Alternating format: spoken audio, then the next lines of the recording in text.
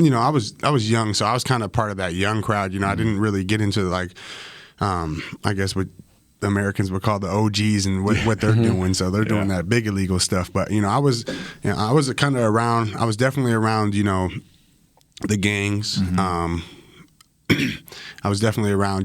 People. Selling drugs, taking drugs.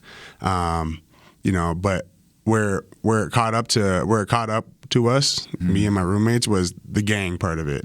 I was never like a part of a gang. I never got affiliated with anybody, but we were around them, and like their parties were just as fun as ours. So going into that, where my buddy, he went to Abilene Christian, he was leaving, and, he was one of, my closest friends at the time, and he was leaving. So, junior college, you come in with guys that's already been there for a year. They're leaving that next year. So we're going to celebrate it. We're celebrating it. And, I'm young, but in Canada, I've been, I already had drinks, so like I was drinking. We were all drinking and, having fun. And for some reason, we were drinking, I forget what it's called. It's a gin, but Tanqueray. Oh, man. And we were drinking it with lemons like it was like a tequila or something. Just young and dumb, man. But yeah, we were drinking, and, to be honest, I wasn't crazy. Like, I had maybe like a couple drinks that night and wasn't feeling like horrible or anything. But we went to a party, and, I had a roommate, I'm not going to mention his name, but he's from New Orleans. And, we went to this party, and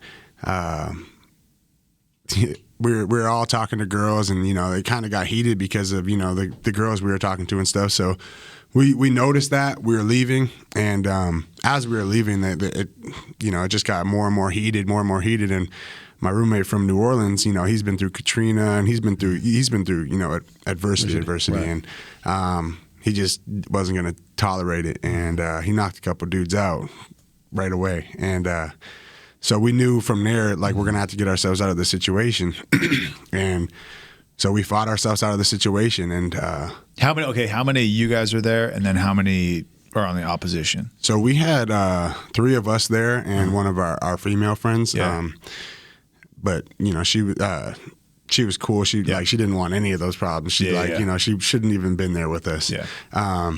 But so, and she was driving, and it was 3 of us, and we went with a couple other teammates that we kind of lost in the mix. But we ended up fighting our way out of it, and then our stupid asses, we kind of stayed there and was talking crap. Wait a minute. You fought your way out of it, and then you stayed. No, we didn't stay at the party. Like, we just stayed 2 seconds too long, talking crap, where we just seen a swarm of people just pile out of the house, and we're like, oh, crap, didn't know that many people were here, because we were in the backyard the whole time. We've only stayed there. We were only there for like 20 minutes. Okay. So we seen a swarm of people come out of the from the backyard and then from the house, and we're like, wow.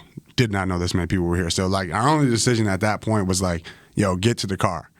But they caught up to us. We were right there. They caught up to us. So we got into more and more of a fight.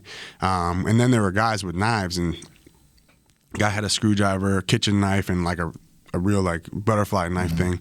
And for some reason, I don't know like how this worked out, but we got lost in the fight, and we got split up. My two roommates went to like this way, and I went this way, and I went, unfortunately, with the guys that had the knives, all 3 of them. And I kind of fought my, like, if I know I was obviously watched over that night, but I went with the guys with the knives, and there was a bunch of others, and I fought for a long time.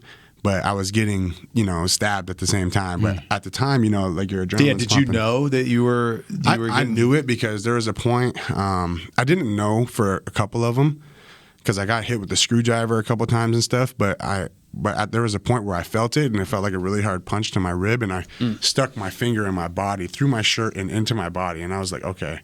And then I've seen the blood, and I'm like, that's when I started like.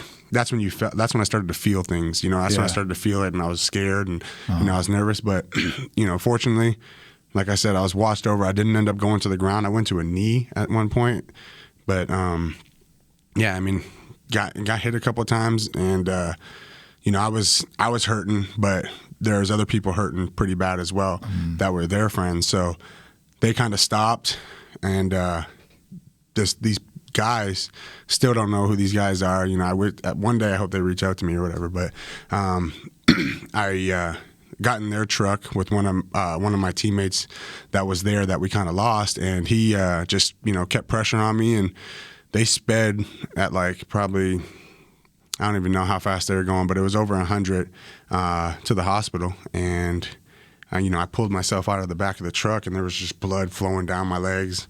And then they rushed me into the hospital. You know, I was asking the doctor, you know, like, what's going on? But at this time, I was like passing out because I was losing so much blood. I was passing out, so couldn't really do anything. I was trying to call my mom and my brother just to tell them and stuff. But, you know, I woke up and ended up doing that, calling them. But I was good. So how many times did you end up getting stabbed?